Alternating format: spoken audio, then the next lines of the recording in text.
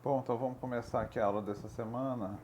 O assunto vai ser testes não paramétricos para dados não normais. Basicamente, alguns testes que a gente viu nas aulas anteriores, como o teste T e ANOVA, a gente tem que fazer eles sobre uma determinada suposição, que é a suposição de normalidade. Então, nem sempre isso ocorre, nem sempre eu vou ter essa suposição de normalidade. Para esses casos em específico, a gente tem que recorrer a esses testes aqui, chamados testes não paramétricos. O que eu vou mostrar aqui na aula de hoje é uma motivação para esses testes e onde a gente vai aplicar ele, em que situações a gente aplica, e a gente vai fazer alguns exemplos práticos de como aplicar os testes não paramétricos. Então eu vou apresentar aqui algumas situações. Bom, então nem sempre o comportamento dos dados possui uma distribuição normal. Vocês lembram o que é distribuição normal? A distribuição normal é quando os dados têm aquela forma de sino. Então, eu vou desenhar aqui a curva da distribuição normal. Então, ela tem mais ou menos aquela forma de, sei lá, uma distribuição do colesterol, por exemplo. Então, a frequência do colesterol, de glicose, geralmente ela tem esse comportamento. A maioria dos indivíduos, né, a frequência está mais concentrada em torno de um valor médio. Sei lá, se a colesterol, por exemplo, é 200. E à medida que eu vou me afastando desse valor médio, a frequência vai ficando menor. Então, essa curva, chamada curva de densidade da normal, né, ela mostra exatamente a frequência, né? Ela é como se fosse um histograma, como se eu fizesse a curva do histograma de uma determinada distribuição.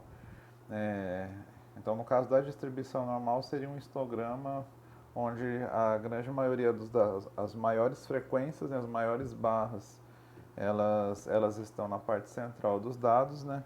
E conforme eu vou me afastando, a frequência é menor. Então, por exemplo, é muito difícil eu ter alguém com colesterol maior que 300 ou menor que 120. Vai ficando cada vez mais raro, então a frequência vai ficando menor, né? O tamanho da barrinha do histograma vai ficando cada vez menor.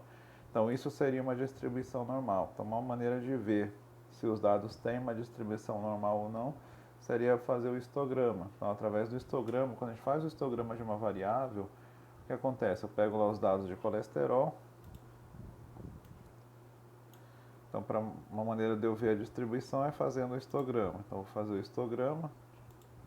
Então, o que acontece?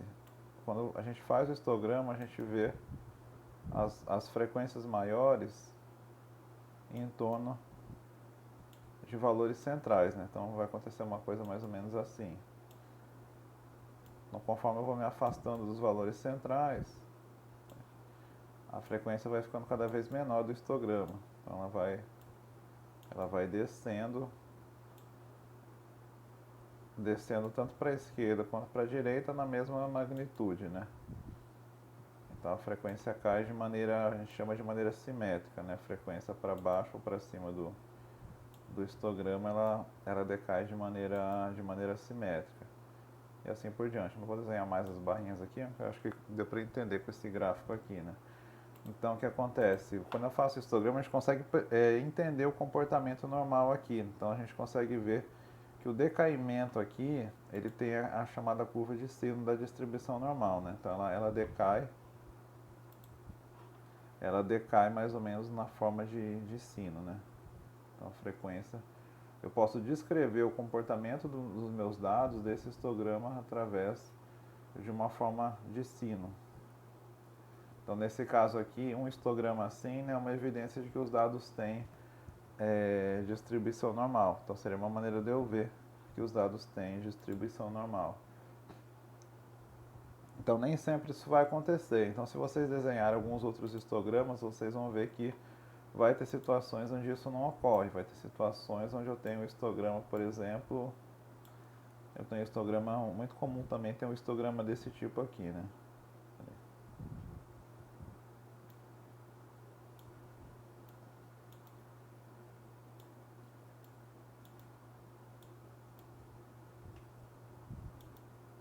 Então tem um decaimento mais ou menos assim, né? Então isso aqui, se eu desenhar uma curva aqui para representar esses dados, não é uma forma de sino. Então ela cai mais ou menos de uma maneira exponencial. Então Então, nesse caso aqui, tem um decaimento mais ou menos exponencial. Então, nesse caso aqui, não tem a forma de sino, que é a forma da distribuição normal. Então, se eu vejo um histograma desse, a evidência é para dizer que os dados não são normais. Então, não normal. E aqui parece ser uma distribuição normal. Então, uma evidência para eu ver se os dados têm ou não uma distribuição normal é através do histograma.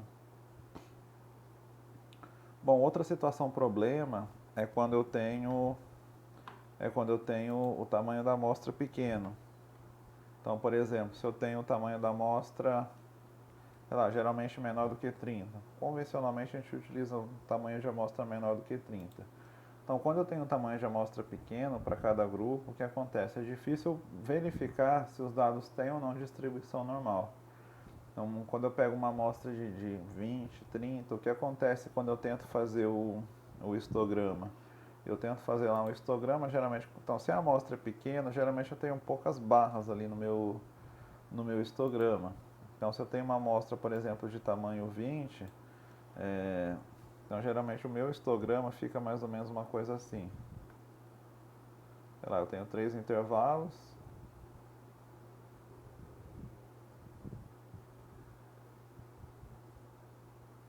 ou 4 intervalos, vamos supor que eu tenho 4 intervalos.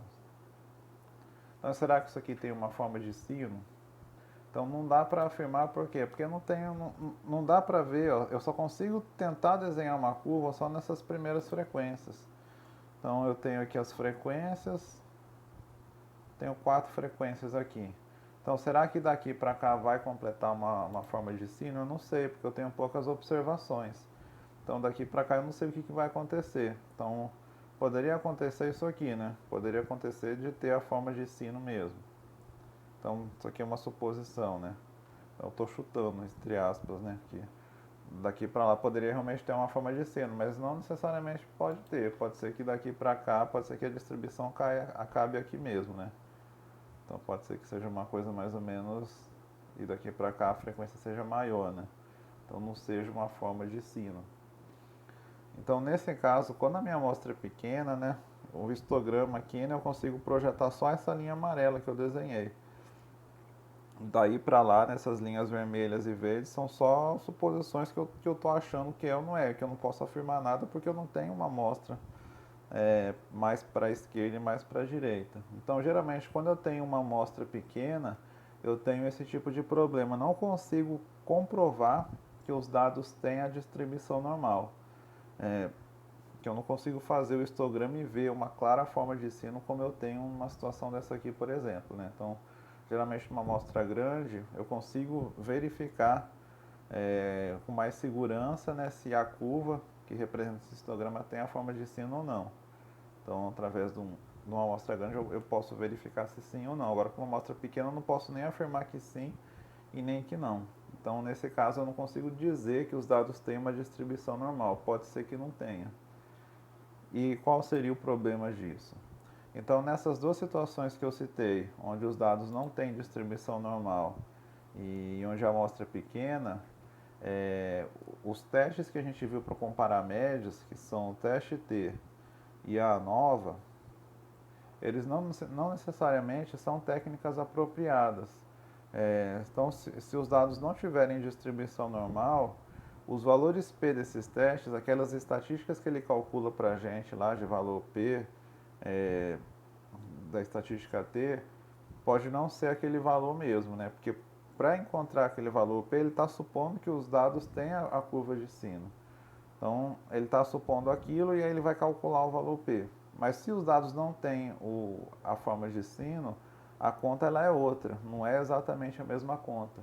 Então, eu posso estar usando uma conta errada, né, para um tipo de dados que não é o adequado, que são dados não normais.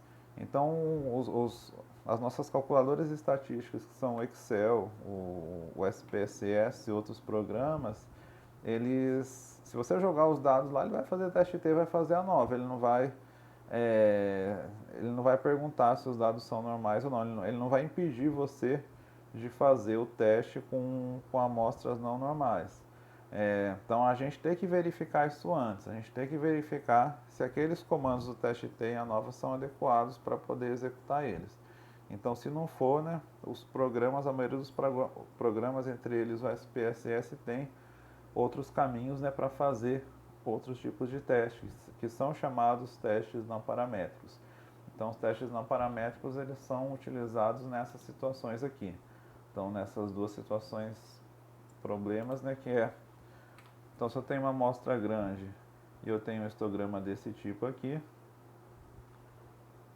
ou se eu tenho uma amostra pequena e não consigo provar a normalidade. Então nessas duas situações aqui, eu vou usar testes chamados testes não paramétricos para comparar dois ou mais tratamentos. O que a gente vai ver aqui na aula de hoje é exatamente quais tipos de testes a gente vai fazer para cada situação.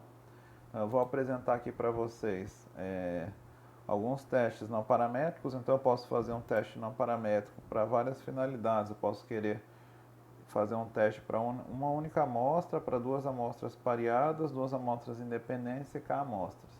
Do mesmo jeito que a gente fazia o teste para comparar médias, né? Eu poderia comparar uma média de uma única amostra, amostras pareadas, independentes e K amostras. Mas só que agora não vão ser os testes que a gente viu lá na aula anterior, né? Na aula do teste T e da ANOVA. Então eu vou apresentar aqui para vocês alguns desses testes, a gente vai fazer uns exemplos no SPSS e aí vai interpretar os resultados.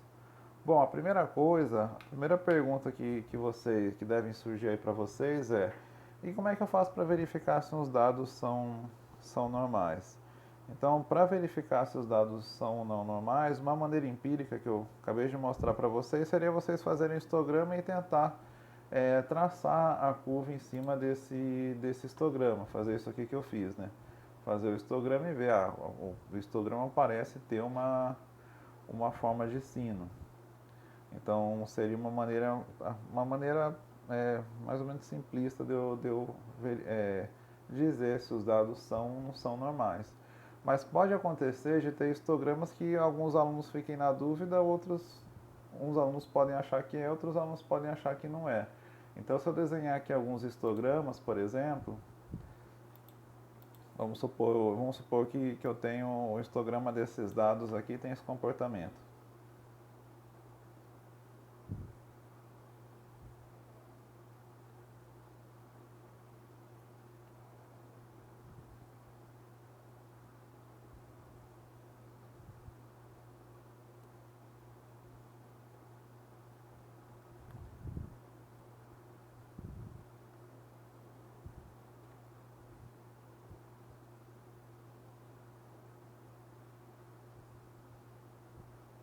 Bom, e aí, se vocês olharem esse histograma aqui, os dados têm ou não uma distribuição normal, eles têm ou não a forma de sino. Então, o que acontece é que alguns alunos estão pensando que tem, eu consigo desenhar aqui um sino para representar esses dados. Então tem gente que tem aluno aí que eu tenho certeza que pensou isso aqui, né? Eu posso fazer isso aqui, tem mais ou menos uma forma de sino. Agora já outros alunos vão enxergar uma simetria. Então para alguns alunos isso aqui não tem uma forma de sino, não é simétrico, né? Tem aluno que vai ver que aqui é diferente a cauda, né? Aqui cai mais devagar, né? Então não é uma forma de sino perfeito, né? Então cada aluno aí vai ter uma interpretação diferente. Então olhar meramente o histograma vai ter situações onde um aluno vai achar uma coisa, outro vai achar outra. Para isso existem alguns testes específicos para afirmar se os dados são ou não são normais. Então são os chamados testes de normalidade. Os testes de normalidade eles têm essa finalidade de fazer um teste de hipótese e fornecer para a gente um valor P para dizer, esses dados aqui são improváveis que sejam normais. Agora esses dados não, tem uma probabilidade grande de ser uma distribuição normal. Então, para isso que tem os testes chamados teste de normalidade. Então eu vou mostrar aqui um deles, que é muito utilizado, que é o teste Kolmogorov-Smirnov. Então ele é um dos testes mais utilizados para verificar a normalidade. Então, tanto o SPSS quanto o Excel, qualquer software estatístico simples aí, eles têm vários testes, vocês podem utilizar outro teste, não obrigatoriamente o de Kolmogorov. Tem o teste de Shapiro-Wilks também, que é muito utilizado, então estaria correto sim. O que muda é a conta que ele faz para verificar a normalidade ou não. Então o procedimento que ele faz, né, a teoria para verificar a normalidade difere de teste para teste, mas a finalidade ela é a mesma finalidade, afirmar se os dados são ou não normais. Então o que a gente vai ver aqui, que eu vou apresentar aqui para vocês, é o teste de Kolmogorov-Smirnov. Então vou mostrar aqui a ideia, né, por trás dele. Então a primeira coisa que eu vou mostrar seria as hipóteses. Quais são as hipóteses desse teste aqui? Então basicamente o teste de normalidade, eu tenho duas hipóteses. A primeira eu vou chamar de f de x a distribuição dos meus dados e f de 0 a da normal. Então a hipótese nula, H0, é que a distribuição dos meus dados é igual a uma distribuição normal. E H1, a hipótese é que a distribuição dos meus dados é diferente da distribuição normal. Então basicamente são essas as duas hipóteses. Então eu coloquei aqui, né, traduzindo o que eu acabei de falar, né, H0. Então essas hipóteses, né, é a mesma coisa que eu dizer aqui que os dados têm distribuição normal no H0 e no H1 dizer que os dados têm qualquer outra distribuição que não é normal. Alguma outra não é normal. Então é isso que o teste vai verificar. Bom, então quando a gente faz o teste, basicamente ele vai afirmar se os dados são ou não normais baseado no valor P. Então ele vai fornecer para a gente, todo o teste de hipótese retorna para a gente um valor P. Então a ideia para rejeitar ou não uma hipótese é a mesma do que a gente estava vendo nos testes anteriores. Então se o valor P é menor do que 0,05, a gente rejeita a hipótese de que os dados são normais e a gente não pode aplicar o teste T e a nova. Então basicamente o que o teste faz é o seguinte, eu vou tentar explicar de maneira empírica como é que esse teste faz, né? Qual é o procedimento desse teste? Ele faz o histograma dos dados e aí em cima desse histograma dos dados ele tenta traçar qual seria a melhor curva da normal possível, qual seria a forma de sino que passa mais perto desse histograma. E aí ele vai comparar, será que a distância que existe entre a curva de sino e o histograma está muito grande? Então, a medida que ele vai fornecer para calcular esse valor P é a distância. A maior distância que existe entre a distribuição dos dados e a curva, né, de sino e o histograma. Eu vou desenhar aqui para vocês. Então, eu vou tirar aqui esse desenho. Eu vou apagar a curva só para a gente ganhar tempo. Então vamos supor essa aqui, os dados são ou não são normais? Então o que ele faz? Ele vai tentar traçar a melhor curva de sino possível. Então vamos supor que a curva de sino ela é o quê? Ela é simétrica, né? Então ele vai tentar traçar uma curva de sino.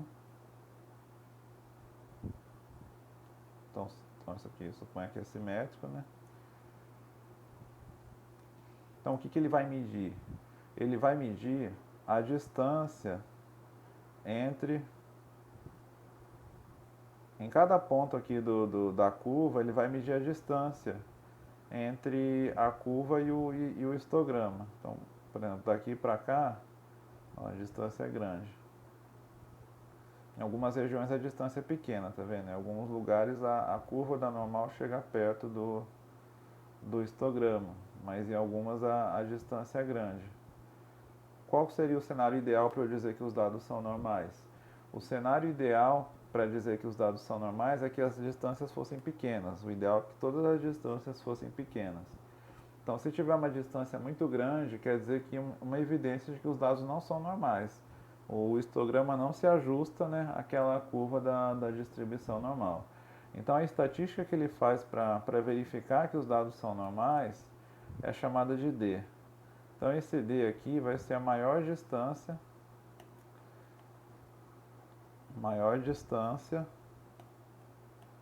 entre a distribuição dos dados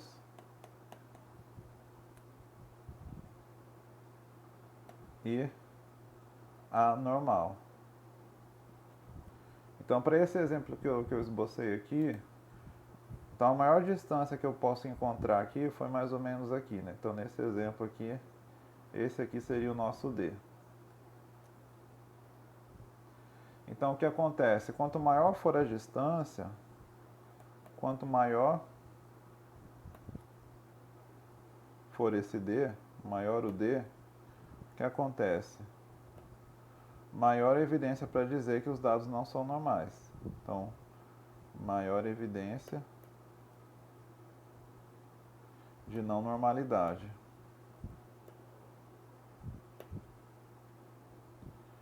Eu vou dizer o seguinte, quanto maior for esse D, então se a distância das duas forem maiores, então quanto maior for esse D, eu diria o seguinte, menor a probabilidade dos dados serem normais. Dos dados serem normais. Então, menor é a probabilidade dos dados serem normais. Então, o que acontece? Quanto maior for essa barrinha, menor é a probabilidade dos dados serem normais. E eu rejeito o H0, ou seja, eu rejeito H0 se essa probabilidade, então essa probabilidade é o valor P. Se o valor P é menor do que 0,05. Então, o que os programas estatísticos vão soltar aqui para a gente, ele vai soltar esse D aqui, né? Mas o que a gente tem que interpretar é isso aqui, é essa probabilidade aqui, é o valor P. Então, se a distância for muito grande, a maior distância for muito grande, essa probabilidade vai ser bem pequenininha. E aí, se for menor do que 0,05, eu não posso utilizar, os dados não são normais, e eu não posso utilizar o teste T e a nova. Eu tenho que utilizar os testes não paramétricos. Agora, se esse valor P for maior do que 0,05, aí sim, aí aqueles resultados do teste T e a nova que a gente viu lá na aula anterior, né, numa das aulas anteriores, eu posso fazer eles estão corretos, né? Então eu posso utilizar aqueles testes. Então a primeira coisa para decidir qual teste eu vou utilizar ou não, primeiro é verificar o tamanho da amostra. Se a minha amostra é pequena, eu tenho que utilizar direto o teste não paramétrico. Então se a amostra é pequena, é o teste não paramétrico. Se a minha amostra for maior, eu tenho que fazer o teste para verificar a normalidade, que é o teste de Kolmogorov. Então eu tenho que fazer essas verificações. Bom, então aqui voltando aqui pro slide, deixa eu ver se eu fiz um desenho aqui para... Tá, a gente vai ver aqui no SPSS, mas antes disso eu só vou colocar aqui um roteiro aqui básico para vocês, tipo um manual, né, de como utilizar. Ó. Então aqui, então eu tenho dois caminhos, ou utilizar o teste paramétrico,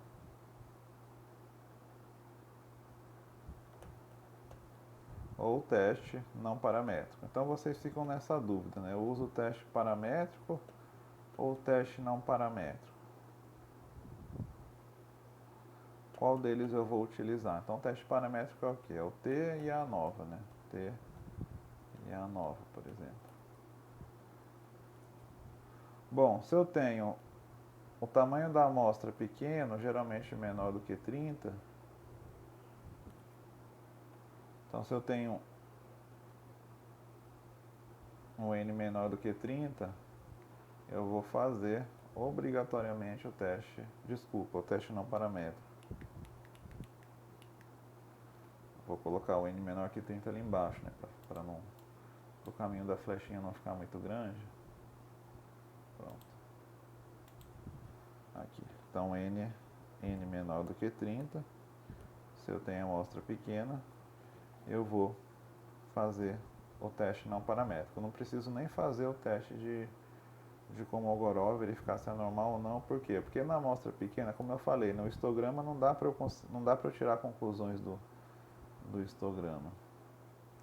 Então, se o N é menor do que 30, é direto teste não paramétrico. Agora, se o N é maior do que 30, se eu tenho tamanho de amostra grande, eu tenho que fazer o testes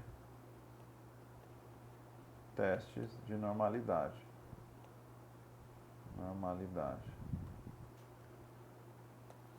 Então aí os testes de normalidade pode dar dois resultados. Pode dar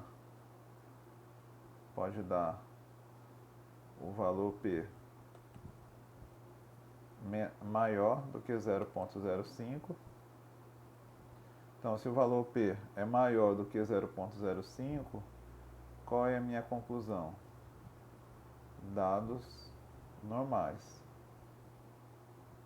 Dados normais, se os dados são normais, vou lá fazer o teste T e A9. Agora, se acontecer o contrário, se o valor P menor do que 0,05, então eu tenho aqui dados não normais e eu vou ter que fazer o teste. Opa, ficou feia essa flechinha aqui. Eu vou ter que fazer o teste não paramétrico. Então, basicamente, esse é o roteiro que a gente tem que seguir, né? Tem que verificar, a primeira coisa, o tamanho da amostra, e depois, se o tamanho da amostra for grande, eu vou verificar se os dados são ou não são normais. Bom, então vamos fazer aqui alguns exemplos no SPSS. Como é que eu faço o teste do SPSS aqui? Então, como é que a gente faz? Então, no SPSS, todos os testes não paramétricos, eles seguem um caminho básico aqui. Então, Analyze, não paramétricos testes. Na minha versão aqui, que é a versão 18, eu uso Legacy Diálogos, que é a caixa de diálogo de entrada. Caixa de diálogo legado. Eu não sei como é que está a tradução para o português, mas é alguma coisa parecida. Bom, então aqui eu vou ter... Bom, então dos testes que a gente vai ver aqui, então o caminho vai ser o mesmo, né? O teste de Kolmogorov-Smirnov, lá dentro do Legacy Diálogos, né, do não paramétrico testes, ele é um Unsample KS. Então KS é a sigla de Kolmogorov-Smirnov. Então, para testar a normalidade, a gente vai realizar o teste com Kolmogorov-Smirnov e lá na caixinha lá do SPSS a gente vai selecionar a opção normal. Então, geralmente o normal já está selecionado lá. Isso aqui é uma coisa que não precisa se preocupar, porque já, se vocês ficarem na dúvida, já está lá o normal, que geralmente é mais utilizado. Existe teste com Kolmogorov para verificar outras distribuições, né? Mas 99% dos casos o teste ele é utilizado para verificar se os dados têm normal, né? Então eu acredito que isso, com certeza, no caso de vocês, vocês vão utilizar isso. Então a gente vai pegar alguns bancos de dados aqui, eu vou pegar os dados dos funcionários da companhia MB, e aí a gente vai verificar se a variável salário tem ou não distribuição normal. Vamos desenhar primeiro o histograma, né, para a gente ter uma ideia básica, e aí depois a gente vai fazer o teste em si, né, utilizando esse comando. Então a gente vai fazer aqui o teste, eu já abri aqui o SPSS. No caso aqui, acho que esse dos funcionários foi um dos últimos exemplos que eu abri. Deixa eu ver onde é que ele está. Então geralmente o SPSS ele solta aqui os últimos bancos de dados que são abertos. Deixa eu ver aqui. Eu não estou achando aqui especificamente o dos funcionários. Eu vou abrir aqui um outro exemplo. Eu vou abrir esse exemplo aqui dos dados DTM, que eu já fiz com vocês em outros, lá nas aulas anteriores. Aí eu vou selecionar uma variável qualquer, lembrando sempre que tem que ser uma variável quantitativa, uma variável quantitativa contínua, né? Pra gente, porque a comparação de tratamentos do teste T e a nova sempre é uma associação de uma variável qualitativa com uma quantitativa, onde a quantitativa é a variável que eu estou trabalhando e a qualitativa é o tratamento, ou o grupo, né? Dependendo do que eu quero comparar. Vamos pegar, por exemplo, idade. Então, idade, eu quero verificar se a idade tem distribuição normal. Então, como é que eu faço para verificar? Vamos fazer o histograma da idade para ver se o histograma dá algum indício para a gente aqui de qual seria a distribuição. Como é que eu faço o histograma no SPSS, vocês lembram? Então aqui tem a opção gráficos, ó, gráficos, legacy dialogs, e aí tem a opção histograma, é a última aqui, ó. Opção histograma.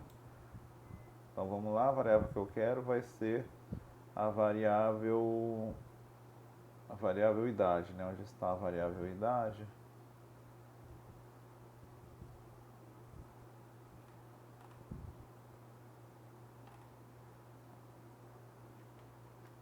Tá aqui a variável idade, a terceira. Então vou colocar a variável idade. Posso até pedir para ele fazer uma curva normal, só para a gente ter uma ideia também. Então ele vai tentar traçar aqui a melhor curva normal de todas para ver se a variável idade tem distribuição normal. Então ele vai fazer isso aqui. Eu vou colocar OK, ó, ele vai soltar aqui pra gente o histograma. Então tá aqui o histograma. Então a idade. Então ele fez um histograma aqui com muitos intervalinhos muito pequenos, né? Assim, não é uma coisa muito recomendável, né? Assim, fazer, né? Ele fez de 40 a 60, ele fez 10 categorias, ele fez de intervalos de 2 em 2, né? Então o que acontece? Quando eu faço intervalinhos muito pequenos, não dá para ter uma ideia muito geral da curva da distribuição, né? Então aqui, por esses dados aqui, não dá para afirmar se é normal ou não, porque ficou faltando aqui também, né? Nessa frequência aqui ele ficou faltando, né? Então olhando assim visualmente não dá para afirmar nem que sim nem que não, né? Talvez se eu plotasse um histograma com menos intervalos, talvez ficaria mais claro a normalidade ou a não normalidade.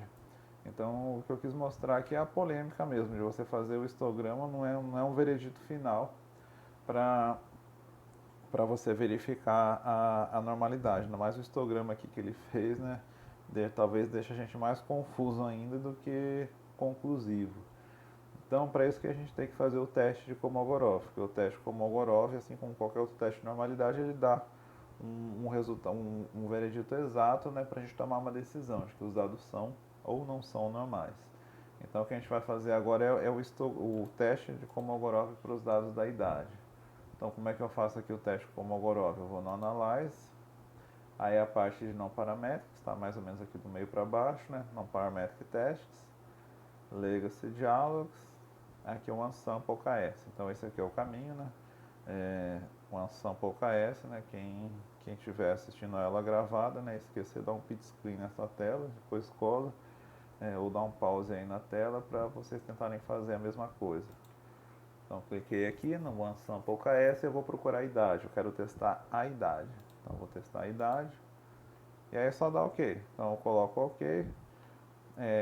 Aqui, como eu falei lá no slide, né, ele já deixa, automaticamente já está selecionado normal, vocês não precisam se preocupar com o que seriam essas outras distribuições. Acho que nas opções também não tem nada para acrescentar, ele pode soltar as estatísticas descritivas, mas não tem necessidade aqui, né, o que vai interessar para a gente é só o valor P, então vamos ver o que ele vai fazer, está aqui. Bom, então aqui, né, ele coloca o quê? Quais são as saídas que ele coloca? Ele coloca aqui o número de indivíduos, eu tenho 292 indivíduos, a média dos dados, né? Ele coloca a média, a variância, e aí ele coloca a diferença que existe. Então a maior diferença que existe seria 0.061. O que é esse 0.061? É aquela distância que eu falei. É a distância da distribuição normal com a distribuição dos dados. Ele vai verificar qual é a maior distância possível. Então, para esse exemplo aqui da idade, a maior distância possível é 0.061. Agora, será que isso é grande ou não? Então, será que é uma distância muito grande para dizer que os dados são normais ou que os dados não são normais? Então, ele vai calcular para a gente o valor P. Então, o valor P no SPSS é sempre o SIG. Sempre esse SIG aqui é o que vai soltar aqui o valor P. Então, o nosso valor P aqui é 0.235. Valor P é 0.235. Então, nesse caso aqui, a probabilidade dos dados serem normais é grande, é 23,5%. Então, nesse caso, eu não rejeito que os dados têm distribuição normal. Então, como eu falei, se o valor P é menor do que 0,05, eu tenho que utilizar um teste não paramétrico. Então, se eu quiser comparar, por exemplo, a idade com o sexo ou a idade com a doença, ter a doença ou não. Então, nesse caso aqui, eu posso utilizar o teste T, ou o teste T ou a nova, se eu tiver mais de 2 tratamentos. Então, aqueles testes que a gente viu nas aulas anteriores, eles estariam corretos para eu fazer com a variável idade. Então, para a variável idade, eu posso utilizar o teste T e a nova por quê? Porque aí a conclusão é que os dados são normais. São normais. Vamos fazer agora com uma outra variável. Então, ao invés de colocar aqui a idade, eu vou pegar uma outra variável que tem nesse mesmo banco de dados. Vamos ver aqui. Tem uma variável aqui que ele faz várias perguntas, né? Se a pessoa sentiu um sintoma da doença. Então ele coloca aqui sim, não e às vezes. São 10 perguntas que ele faz. E aqui no final ele faz a soma dos sintomas. Então essa variável aqui são a soma dos sintomas de 0 a 100. Então essa aqui é uma variável numa escala de 0 a 100, uma variável clínica lá, né, que ele obtém um score. Depois dele fazer várias perguntas no questionário lá, ele obtém um score. Bom, então, por exemplo, eu quero verificar se essa soma aqui tem relação com o sexo. Então, será que o sexo masculino ou feminino tem sintomas maiores, uma soma de sintomas maiores? Então, será que eu posso fazer um teste T ou não? Eu tenho que fazer um teste não paramétrico. Então, para verificar isso, eu tenho que fazer o teste de normalidade na variável soma. Então, agora a pergunta que a gente vai fazer é: será que essa variável soma tem ou não distribuição normal? Então, para isso, a gente vai fazer o teste não paramétrico. Vou fazer do mesmo jeito, mas só que agora, em vez da idade, eu vou fazer com a variável soma. Então, vem aqui no Analyze, não paramétricos testes, Legacy Dialogues, One Sample KS, o mesmo caminho. Então, agora a variável idade, eu vou tirar ela, e agora eu vou pegar a variável soma. Então, aqui a soma do índice, a soma, que é o nome da variável. E aí eu vou colocar o que ele vai fazer o teste com o Mogorov. Então percebam aqui, né, que a variável soma, então, o tamanho da amostra é o mesmo, né, são 292 indivíduos, a média da soma 30,5, desvio padrão, e aqui a distância. Percebam que a distância que existe entre a distribuição dos dados e a empírica já é maior. Lá na idade era 0,06, nesse caso já deu uma diferença maior. Então, a distribuição normal já está um pouco mais longe da distribuição dos dados. Então, nesse caso, ele vai fazer a conta, né? E aí o valor P que ele encontrou é praticamente zero, né? Ele colocou zero, não é zero absoluto, mas é um valor tão pequeno, né? Que com 3 casas decimais é zero. Então, nesse caso aqui, a conclusão é que, como o valor P é muito pequeno, menor que 0,05, os dados dessa variável soma são não normais. Então, se eu quiser comparar essa variável soma com o sexo, com algum outro fator lá, de alguma característica específica, comparar essa variável soma com o tratamento 1 e 2, eu não posso fazer o teste T. É errado eu fazer o teste T nesse caso aqui. Por quê? Porque no teste com Mogorov, o valor P deu menor do que 0,05. Então, nesse caso, eu não posso fazer o teste T, eu tenho que fazer um teste não paramétrico para comparar 2 tratamentos. Então, o que a gente vai ver a partir daqui nessas situações, desse caso aqui, especificamente, quando os dados não são normais, o que eu vou fazer? Quais são os testes não paramétricos que a gente utiliza para cada caso quando acontece um negócio desse, quando acontece dos dados não terem distribuição normal. Então, o que a gente vai ver aqui a partir de agora é algumas situações onde eu vou ter onde isso acontece, né? Eu vou ter que recorrer a algum teste não paramétrico. Então, vou voltar aqui para o slide. Então, lembrando sempre, né, que se eu tenho uma amostra pequena, né, então se lá no meu arquivo do SPSS eu tenho uma amostra pequena, eu já não posso utilizar o teste não paramétrico. Eu não posso utilizar o teste T, eu tenho que utilizar o teste não paramétrico. Bom, então vou mostrar alguns testes aqui. O primeiro teste é o teste de Wilcoxon para amostras pareadas. Bom, vocês lembram o que são amostras pareadas? Alguns de vocês eu acho que disseram que não. Então, por isso eu vou relembrar aqui com vocês o que é amostras pareadas. Então, o que são amostras pareadas? Eu tenho, por exemplo, o nível dos indivíduos, vou tirar do vermelho, vai ficar muito gritante aqui, né? Vocês ficariam olhando aqui toda hora aqui a tinta vermelha, vou botar uma cor aqui mais suave, né? Botar o verde aqui, amarelo também não, né? Porque senão vocês vão ter dificuldade para enxergar. Mas o que são amostras pareadas? Eu meço os N indivíduos, né? Pode ser, por exemplo, sei lá, nível de colesterol, nível de glicose, alguma taxa aí específica, né? E aí o que a gente faz? A gente aplica o tratamento.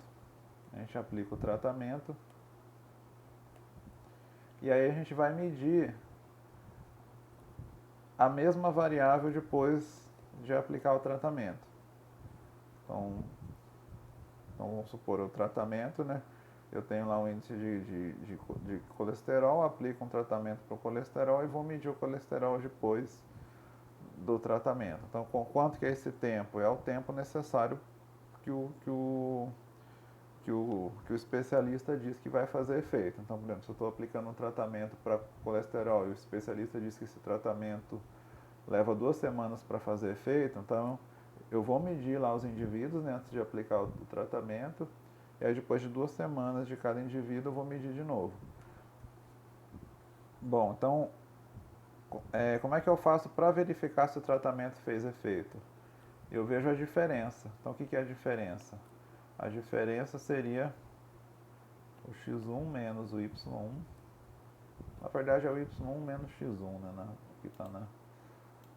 Mas aí o objetivo nosso é o mesmo aqui. Então a diferença do primeiro indivíduo, y1 menos x1, do indivíduo 2 seria y2 menos x2 e assim por diante. Yn menos xn. Então aí eu vou ter um vetor d1, dn das diferenças. E aí o meu teste de hipótese, a minha amostra é pareada. Por que seria amostra pareada? Então, de onde que vem o nome pareada? É porque do x e o y é sobre sempre o mesmo indivíduo. Então não são amostras independentes, onde eu tenho 2 grupos independentes. Eu tenho 2 grupos pareados. Então esse e esse se refere ao mesmo indivíduo, né? Então, por exemplo, se eu tenho uma amostra, um x10, por exemplo, e aí o y10 ele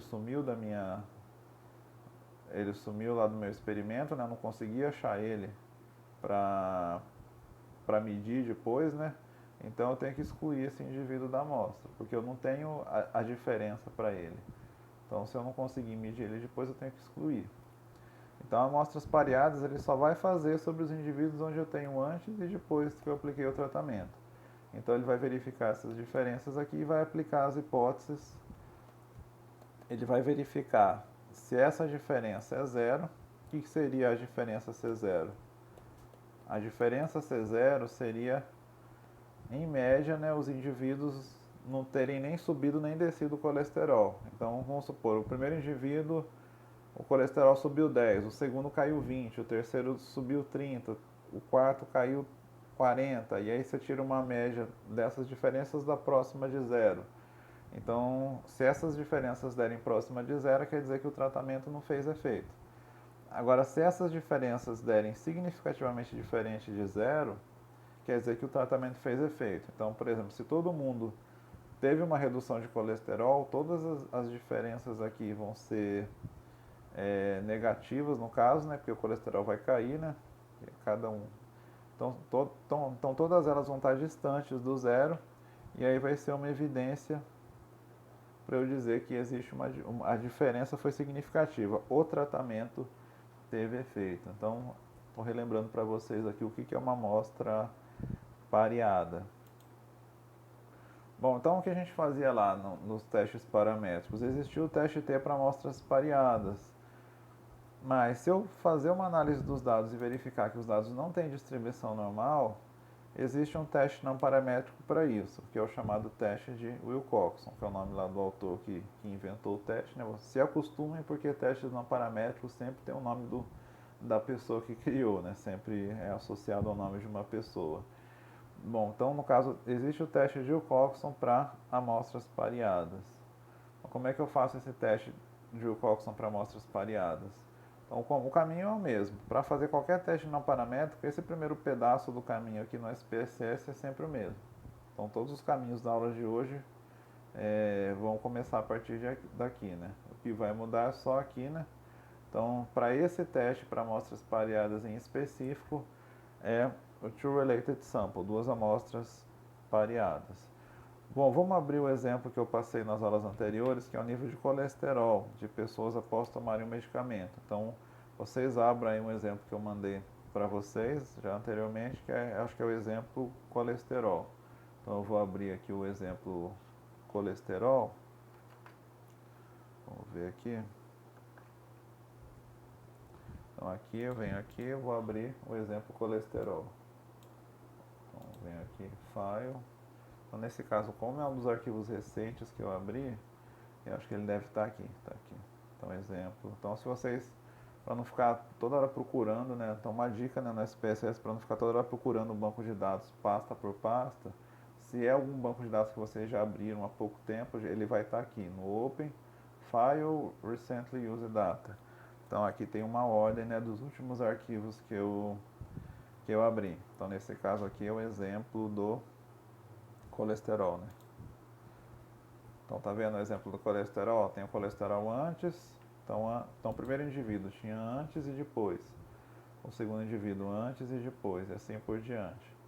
Nesse caso aqui em específico, eu preciso verificar se eu vou fazer o teste paramétrico ou não paramétrico? Não. Porque aqui, o tamanho da minha amostra, nesse caso, é uma amostra pequena, é 20. Então, nesse caso aqui, como a amostra é pequena, eu tenho que fazer direto o teste não paramétrico. Eu tenho que fazer direto o teste de Wilcoxon. Não é correto fazer o teste T para amostras pareadas. Então, aquilo que eu falei lá na aula 10, o teste T para amostras pareadas, eu tinha feito para esse exemplo aqui, mas não era adequado, né? Então, eu só poderia fazer esse caminho aqui se eu tivesse uma amostra maior do que 30, e eu verificasse a normalidade. Eu teria que fazer esses dois procedimentos para eu chegar nesse caminho aqui. Então, nesse caso aqui, eu não preciso nem verificar a normalidade. Eu tenho que, ao invés de fazer o teste T para amostras pareadas que a gente tinha feito lá numa das aulas anteriores, a gente volta e vai para o não paramétricos testes, legacy diálogos, e aí eu vou no True Related Samples. Então, True Related Samples. Então eu vou comparar antes e aí depois eu coloco depois, obviamente. Então ele vai fazer o teste para amostras pareadas. Então ele vai vou dar OK aqui. Então ele vai fazer. Bom, o que interessa para a gente é o valor P. Então o valor P, ele deu aqui um valor bem pequeno. Então o valor P, ó, deu zero, praticamente zero aqui. Então o valor P deu próximo de zero. Então, nesse caso, quando o valor P é pequeno, lembrando aqui, quando o valor P é pequeno, eu rejeito H0. Então, o que seria rejeitar H0? Rejeitar H0 seria afirmar que a minha diferença é significativamente diferente de zero. Então, eu posso afirmar, com relação ao colesterol, que realmente existiu uma diferença significativa.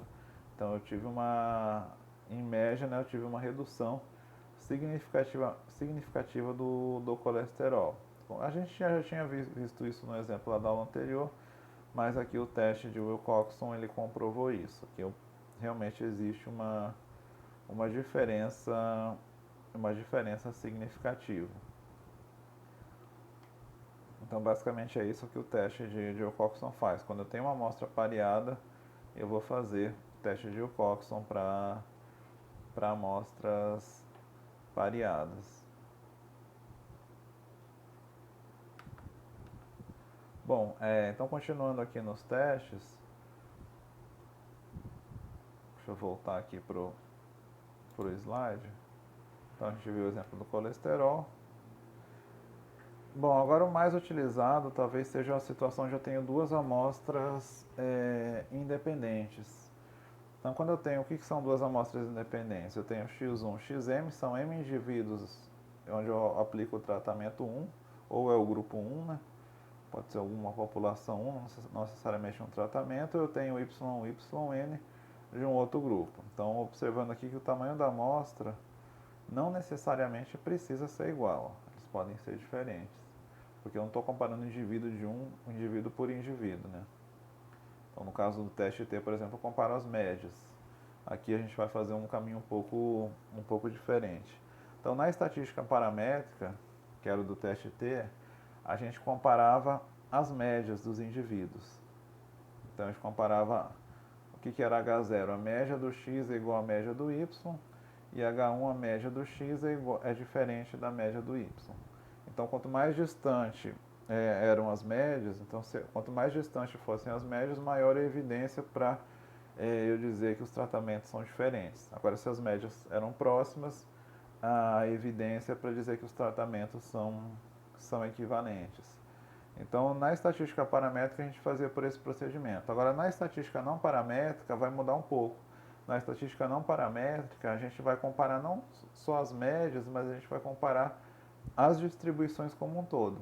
Então, o que a gente vai fazer, o que seria comparar as distribuições? Seria mais ou menos como se a gente pudesse pegar os histogramas, fazer as curvas dos histogramas da população e da população, colocar as duas lado a lado e verificar se elas são iguais ou diferentes, se elas são próximas às curvas ou se elas são diferentes. Então, quanto mais próxima a curva, maior a evidência para eu dizer que as distribuições são iguais. Agora, se as curvas são bem diferentes, né, conforme elas se afastam, vai aumentando a evidência para dizer que as amostras são de populações diferentes. E aí vai ficar cada vez menos provável, né, ela vir de populações iguais e o valor P vai ficando cada vez menor. E aí eu vou rejeitar quando a diferença for menor do que 0,05. Então, em termos de hipótese, ela vai funcionar assim. Então, eu posso fazer o seguinte, eu posso comparar as curvas. Então, como eu falei, comparar os histogramas. Existe também um teste chamado teste de medianas. Eu posso comparar ou as distribuições ou as medianas. Então, ao invés de comparar as médias, eu posso comparar as medianas. Então, existem testes não paramétricos para comparar as distribuições e existem testes não paramétricos para comparar as medianas. Bom, então existem vários testes. Eu vou mostrar aqui, talvez o teste mais comum, né, seria o teste de Mann-Whitney. Eu acho que na literatura, talvez o teste mais comum, né, existem vários testes para comparar duas populações, mas o teste de Mann-Whitney geralmente é o mais utilizado. Bom, então como é que funciona o teste de Mann-Whitney? Ele serve para comparar duas populações independentes. E aí ele consiste em somar os postos de x e y da amostra conjunta. Então o que acontece? Ele vai verificar se esses postos aqui ele está mais próximo ou não de ter um valor central. Bom, então aqui, eu acho que essa parte aqui vocês não entenderam, eu vou desenhar aqui para ficar mais fácil aqui, só para vocês terem uma ideia de como funciona o teste de Mann-Whitney. Deixa eu desenhar aqui para vocês. Então vamos supor, por exemplo, que eu tenho uma amostra de 6 indivíduos de X. Então eu tenho 6 indivíduos de X e eu tenho uma amostra de 5 indivíduos de Y. Então o que consiste em fazer o teste? Ele vai fazer o seguinte, ele vai perguntar, de todo mundo de X e de Y, quem que é o menor aqui? Quem tem a menor medida? Quem tem o menor colesterol, por exemplo? Quem tem a menor altura, dependendo da variável que eu esteja trabalhando. O menor valor, vamos supor que ele vai dizer assim, o menor valor é esse cara aqui, é o X, é o X3. Então, o menor valor ele vai ser o X. O segundo menor valor é da onde? Vamos supor que o segundo menor valor é X também. O terceiro menor valor é Y. O quarto menor valor é X. Então ele vai colocar em ordem, como se ele vai transformar isso aqui tudo numa amostra grande, né? De um vetor só e vai colocar nas posições os x e o y do menor para o maior.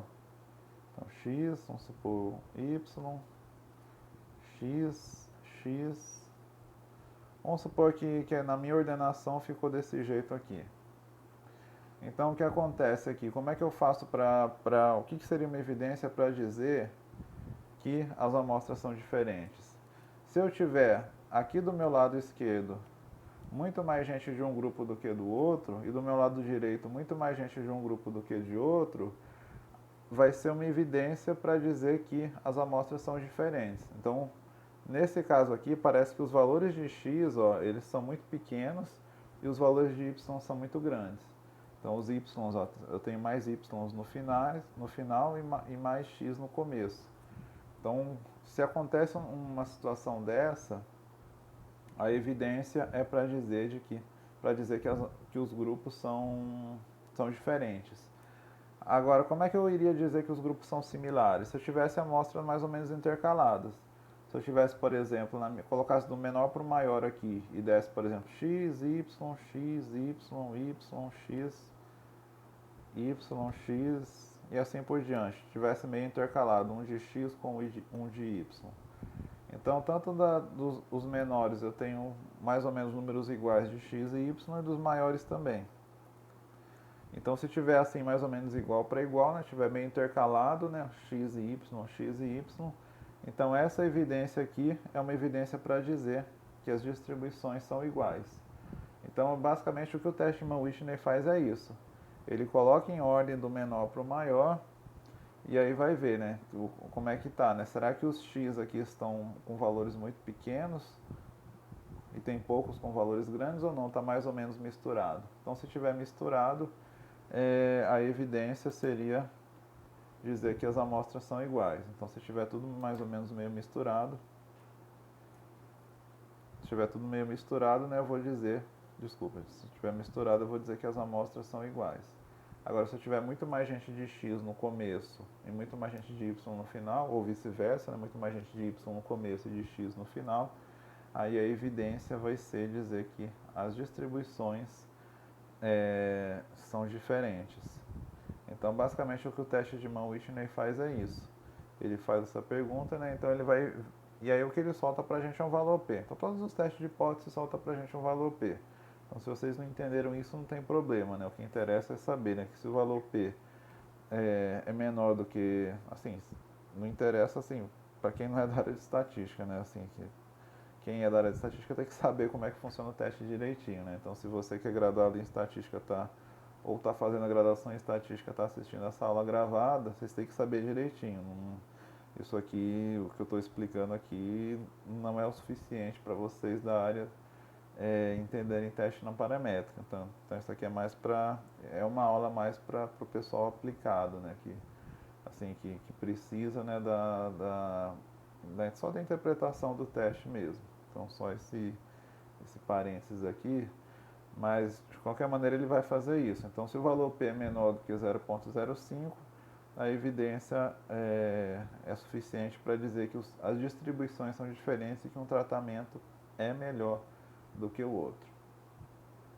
Bom, então vamos fazer aqui, eu coloquei um exemplo aqui no SPSS, a diferença... Eu vou fazer um exemplo que a gente tinha feito ali no começo do DTM.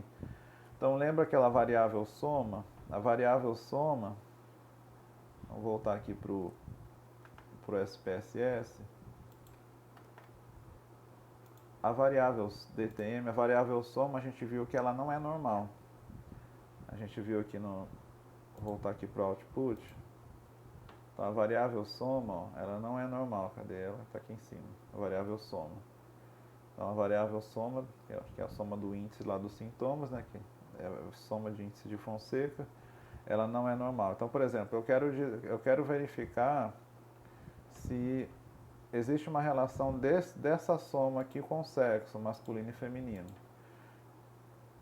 Então, será que o sexo masculino ou feminino tem algum gênero que tem mais tendência a ter esses sintomas do que outro? Então, eu tenho que aplicar um teste para comparar dois grupos. O grupo 1 é o masculino, ou o grupo 1 feminino, o grupo 2 masculino. Eu vou ver aqui como é que ele colocou. Então, indo aqui no variável view, eu consigo determinar, né, qual é um ele colocou masculino e dois ele colocou feminino. Então, no variável view, eu sei qual é a descrição de cada um deles. Bom, tá? Eu quero responder essa pergunta. Será que algum dos gêneros tem mais propensão a ter essa soma, né, desses sintomas? Ou não, é mais ou menos igual? Então, nesse caso, como os dados não são normais, eu não posso fazer o teste T. Eu tenho que fazer o teste não paramétrico. Então, a gente vai ter que fazer o teste de Mann-Whitney. Então, como é que eu faço isso aqui no SPSS? Eu vou no Analyze, não paramétricos testes, legacy diálogos, eu vou colocar two independent samples. Então, vou comparar duas amostras independentes, que são a variável que eu quero testar. Agora é a soma, né? Soma. E quais são esses grupos? É o sexo. Então, o sexo do paciente, eu tenho que definir, né? Então, definir os grupos. Então, no caso aqui, ele chamou de grupo 1 e grupo 2. Grupo 1 e grupo 2. Vou continuar. Aí eu vou colocar OK. Aí ele vai fazer. Então, ele fez aqui, deixa eu voltar aqui para o output. Está aqui, o teste de Mann-Whitney. Então, o teste de Mann-Whitney, ele colocou aqui, né? Tem 95 do sexo masculino e 197 do sexo feminino. Então, basicamente, ele faz aqui essa soma dos rankings aqui, são exatamente as posiçõezinhas lá na amostra ordenada. Ele faz a soma, né? Em que posição que está os X, né? O masculino, e que posição que está os Y, o feminino. Então, em média aqui, né, a posição do sexo masculino, né, se eu somar todas as posições dá isso, do masculino e do feminino. Então, como eu falei, se vocês percebam aqui que a soma do sexo masculino é bem menor do que do feminino, 11.000 no masculino e 31.000 no feminino. O que isso quer dizer? A interpretação com aquela explicação que eu dei seria que é como se o masculino tivesse muita gente aqui no começo. Então eu desenho aqui com, lógico, lá a amostra bem maior, 292, né? Então é como se no começo eu tivesse muita gente com X e no final eu tivesse muita gente com Y. Então essa diferença, ela está dizendo mais ou menos isso. Ela está dizendo que no masculino tem muita gente no começo e no feminino tem muita gente no final daquela amostra ordenada. Então, baseado nisso, ele vai fazer a estatística do teste de Mann-Whitney e o que interessa para a gente é o valor P. Então, o valor P aqui, ó, deu praticamente zero. Então, deu praticamente zero. Então, eu rejeito a igualdade.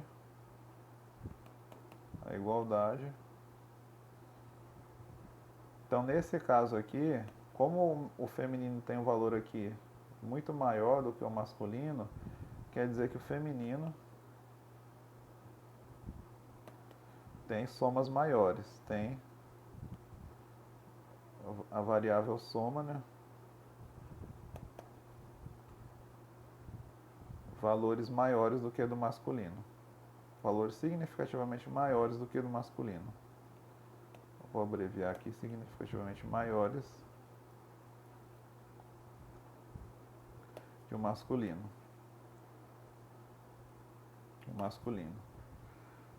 Então eu consegui verificar nesse caso aqui uma diferença significativa. Então o teste de Mann-Whitney, ele é muito utilizado porque ele serve para qualquer situação. Se eu tivesse, por exemplo, em vez de masculino e feminino, tratamento 1 e tratamento 2, por exemplo. Então, comparar algum índice de colesterol, glicose de dois tratamentos. Vamos supor que essa variável que eu estou analisando, glicose e colesterol, não é normal. Então, basta eu fazer o teste de Mann-Whitney. Ele vai dar para a gente a resposta, né? Se os grupos são iguais ou se os grupos são diferentes. Bom, eu vou encerrar essa primeira parte da aula aqui, né? Como tem outros testes para eu apresentar e o assunto aqui é um pouco longo, né? Então, para não ficar muito cansativo essa primeira aula, eu vou interromper aqui, né, a gravação e aí eu vou fazer uma outra com a continuação de outros testes não paramétricos, inclusive testes para comparar mais de duas amostras. Se eu quiser comparar 3, 4 ou mais amostras, né, ou mais tratamentos, Então eu vou mostrar isso na segunda parte dessa aula.